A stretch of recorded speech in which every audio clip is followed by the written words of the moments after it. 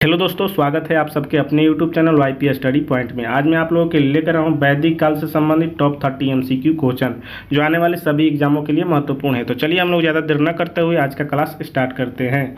आज का पहला क्वेश्चन है, वैदिक सभ्यता का प्रारंभिक क्षेत्र कौन सा था? आपके ऑप्शन हैं ए गंगा घाटी, बी सिंधु घाटी, सी सप्त सिंधु प्रदेश, डी दक्कन का पठार। तो देखिए मेरे दोस्तों, इस क्वेश्चन का राइट आंसर हो जाएगा ऑप्शन सी सप्त सिंधु प्रदेश। वैदिक सभ्यता का प्रारंभिक क्षेत्र सप्त सिंधु प्रदेश था। चलिए हम लोग आगे बढ़ते हैं दूसरे नंबर क्वेश्चन की ओर। दूसरा नंबर क्वेश्चन है, रिंग वैद में कुल कितने मंडल हैं? आपके ऑप्शंस हैं ए 8, बी 9, सी 10, डी 12। तो देखिए इस क्वेश्चन का राइट आंसर हो जाएगा ऑप्शन सी 10। रिंग वैद में कुल 10 मंडल हैं। चलिए हम लोग आगे बढ़ते हैं तीसरे नंबर क्वेश्चन की ओर। तीसरा क्वेश्चन है, सबसे प्राचीन वेद कौन सा है? आपके ऑप्शंस हैं यजुर्वेद, सामवेद, अथर्ववेद, ऋग्वेद।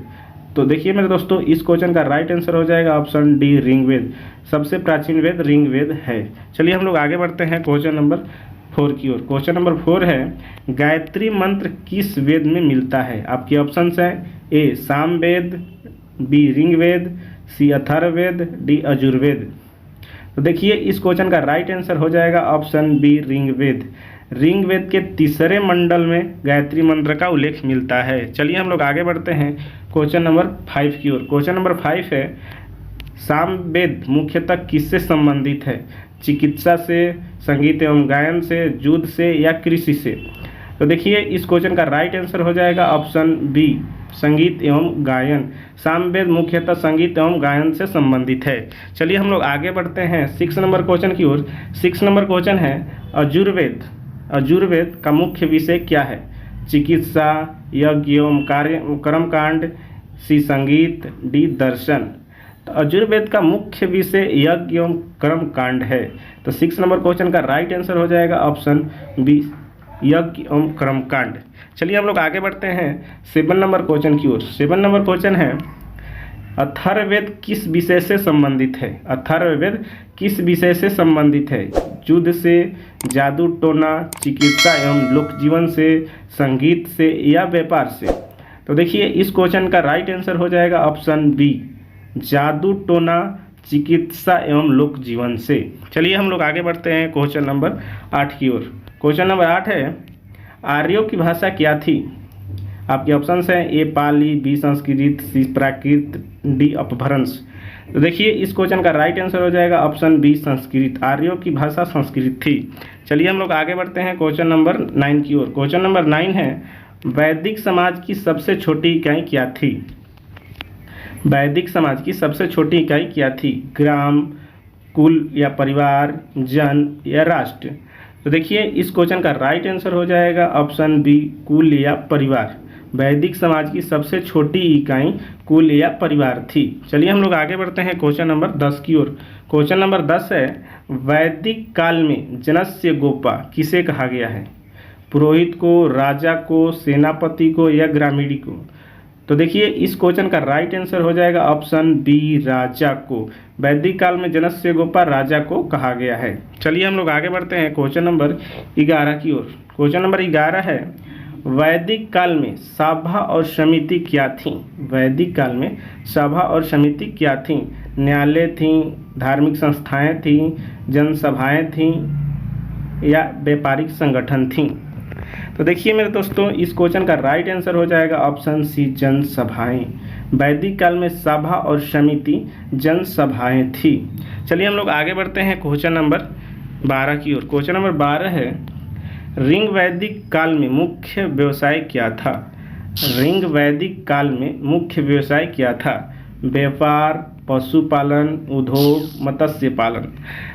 तो देखिए इस क्वेश्चन का राइट आंसर हो जाएगा ऑप्शन बी पशुपालन। ऋग वैदिक काल में मुख्य व्यवसाय पशुपालन था। चलिए हम लोग आगे बढ़ते हैं 13 नंबर क्वेश्चन की ओर। 13 नंबर क्वेश्चन है, उत्तर वैदिक काल में मुख्य व्यवसाय क्या बन गया? उत्तर वैदिक काल में मुख्य व्यवसाय क्या बन गया? पशुपालन, कृषि, व्यापार, शिकार? तो देखिए इस क्वेश्चन का राइट आंसर हो जाएगा ऑप्शन बी कृषि। उत्तर वैदिक काल में मुख्य व्यवसाय कृषि बन गया। चलिए हम लोग आगे बढ़ते हैं क्वेश्चन नंबर 14 की ओर। क्वेश्चन नंबर 14 है, वर्ण व्यवस्था का आधार प्रारंभ में क्या था? वर्ण व्यवस्था का आधार प्रारंभ में क्या था? जन्म, कर्म, धन या शिक्षा? तो देखिए इस क्वेश्चन का राइट आंसर हो जाएगा ऑप्शन बी, कर्म। वर्ण व्यवस्था का आधार प्रारंभ में कर्म था। कर्म के आधार पे वर्ण व्यवस्था को बांटा गया था। चलिए हम लोग आगे बढ़ते हैं क्वेश्चन नंबर 15 की ओर। 15 नंबर क्वेश्चन है, वर्ण व्यवस्था का उल्लेख किस सूक्त में है? वर्ण व्यवस्था का उल्लेख किस सूक्त में है? तो आपके ऑप्शंस हैं ए नासदीय सूक्त, पुरुष सूक्त, हिरण्यगर्भ सूक्त, देव सूक्त। तो देखिए इस क्वेश्चन का राइट आंसर हो जाएगा ऑप्शन बी, पुरुष सूक्त। वर्ण व्यवस्था का उल्लेख पुरुष सूक्त में है। चलिए हम लोग आगे बढ़ते हैं क्वेश्चन नंबर 16 की ओर। क्वेश्चन नंबर 16 है, वैदिक काल में सबसे अधिक पूजित देवता कौन थे? आपके ऑप्शंस हैं विष्णु, इंद्र, शिव, गणेश। तो देखिए इस क्वेश्चन का राइट आंसर हो जाएगा इंद्र। वैदिक काल में सबसे अधिक पूज्य देवता इंद्र थे। चलिए हम लोग आगे बढ़ते हैं क्वेश्चन नंबर 17 की ओर। 17 नंबर क्वेश्चन है, अग्निदेव का संबंध किससे था? अग्निदेव का संबंध किससे था? वर्षा से, अग्नि एवं यज्ञ से, जल से, याव से? तो देखिए इसका आंसर हो जाएगा अग्नि एवं यज्ञ। अग्निदेव का संबंध अग्नि एवं यज्ञ से था। चलिए हम लोग आगे बढ़ते हैं क्वेश्चन नंबर 18 की ओर। पुरंदर किस देवता का उपनाम है? पुरंदर किस देवता का उपनाम है? आपकी ऑप्शंस हैं ए वरुण, बी इंद्र, सी अग्नि, डी सोम। देखिए मेरे दोस्तों इस क्वेश्चन का राइट आंसर हो जाएगा ऑप्शन बी, इंद्र। इंद्र देवता का उपनाम पुरंदर है। चलिए हम लोग आगे बढ़ते हैं क्वेश्चन नंबर 19 की ओर। क्वेश्चन नंबर 19 है, ऋग्वेद में गो शब्द का प्रयोग किस अर्थ में अधिक हुआ है? भूमि के अर्थ में, गाय के अर्थ में, जल के अर्थ में, धन के अर्थ में? तो देखिए इसका राइट आंसर हो जाएगा ऑप्शन बी, गाय। ऋग्वेद में गो शब्द का प्रयोग अधिक बार गाय के अर्थ में हुआ है। चलिए हम लोग आगे बढ़ते हैं क्वेश्चन नंबर 20 की ओर। 20 नंबर क्वेश्चन है, ऋग्वेद में सबसे पवित्र नदी किसे माना गया है? आपके ऑप्शंस है ए गंगा, बी जमुना, सी सरस्वती, डी नर्मदा। तो देखिए इस क्वेश्चन का राइट आंसर हो जाएगा ऑप्शन सी, सरस्वती। ऋग्वेद में सबसे पवित्र नदी सरस्वती को माना गया है। चलिए हम लोग आगे बढ़ते हैं क्वेश्चन नंबर 21 की ओर। क्वेश्चन नंबर 21 है, उत्तर वैदिक काल में लोहे को क्या कहा जाता था? उत्तर वैदिक काल में लोहे को क्या कहा जाता था? आपके ऑप्शंस है ए श्याम अयस्क, ताम्र, हिरण्य, लोह। तो देखिए मेरे दोस्तों इस क्वेश्चन का राइट आंसर हो जाएगा ऑप्शन ए, श्याम अयस्क। उत्तर वैदिक काल में लोहे को श्याम अयस्क कहा जाता था। चलिए हम लोग आगे बढ़ते हैं क्वेश्चन नंबर 22 की ओर। क्वेश्चन नंबर 22 है, अश्वमेघ। अश्वमेघ यज्ञ किस उद्देश्य से किया जाता था? अश्वमेघ यज्ञ किस उद्देश्य से किया जाता था? आपके ऑप्शंस हैं ए वर्षा के लिए, संतान के प्राप्ति के लिए, साम्राज्य विस्तार के लिए, धन प्राप्ति के लिए। तो देखिए इसका राइट आंसर हो जाएगा ऑप्शन सी, साम्राज्य विस्तार के लिए।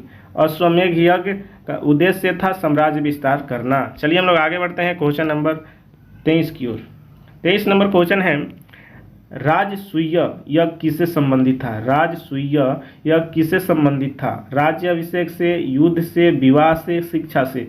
तो देखिए इसका राइट आंसर हो जाएगा ऑप्शन ए, राज्य अभिषेक। राजसूय यज्ञ राज्य अभिषेक से संबंधित था। चलिए हम लोग आगे बढ़ते हैं क्वेश्चन नंबर 24 की ओर। क्वेश्चन नंबर 24 है, वैदिक शिक्षा का प्रमुख केंद्र क्या था? वैदिक शिक्षा का प्रमुख केंद्र क्या था? आपके ऑप्शन हैं ए गुरुकुल, बी विद्यालय, सी विश्वविद्यालय, डी विहार। तो देखिए इसका राइट आंसर हो जाएगा ऑप्शन ए, गुरुकुल। वैदिक शिक्षा का प्रमुख केंद्र गुरुकुल था। चलिए हम लोग आगे बढ़ते हैं 25 नंबर क्वेश्चन की ओर। 25 नंबर क्वेश्चन है, उपनिषद किससे संबंधित है? उपनिषद किससे संबंधित है? दर्शन एवं ज्ञान से, युद्ध से, कृषि से, व्यापार से? तो देखिए इस क्वेश्चन का राइट आंसर हो जाएगा ऑप्शन ए, दर्शन एवं ज्ञान। उपनिषद का संबंध दर्शन एवं ज्ञान से है। चलिए हम लोग आगे बढ़ते हैं क्वेश्चन नंबर 26 की ओर। क्वेश्चन नंबर 26 है, सत्यमेव जयते। सत्यमेव जयते किस उपनिषद से लिया गया है? आपके ऑप्शंस हैं ए कठोर उपनिषद, बी मुंडक उपनिषद, सी ईशो उपनिषद, डी छायादय उपनिषद। तो देखिए मेरे दोस्तों इस क्वेश्चन का राइट आंसर हो जाएगा ऑप्शन बी, मुंडको उपनिषद। सत्यमेव जयते मुंडको उपनिषद से लिया गया है। चलिए हम लोग आगे बढ़ते हैं क्वेश्चन नंबर 27 की ओर। क्वेश्चन नंबर 27 है, ऋग्वेद का कौन सा मंडल सबसे प्राचीन माना जाता है? ऋग्वेद का कौन सा मंडल सबसे प्राचीन माना जाता है? आपके ऑप्शंस हैं ए पहला, बी दूसरा से 7वां, सी 8वां, डी 10वां।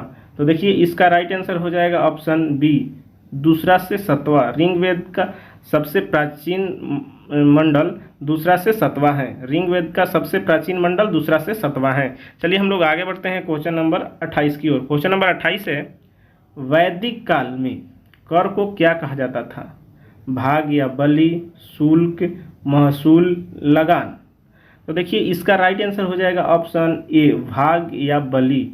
वैदिक काल में कर को भाग या बलि कहा जाता था। चलिए हम लोग आगे बढ़ते हैं क्वेश्चन नंबर 29 की ओर। क्वेश्चन नंबर 29 है, उत्तर वैदिक काल में राजा के प्रमुख अधिकारी को क्या कहा जाता था? उत्तर वैदिक काल में राजा के प्रमुख अधिकारी को क्या कहा जाता था? ग्रामीणी, महापात्र, अमात्य, प्रधान।